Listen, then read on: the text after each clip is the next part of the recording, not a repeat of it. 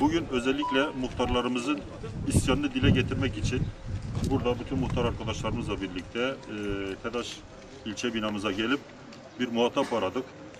Son zamanlarda yapılmış olan kesintileri aslında protesto ediyoruz.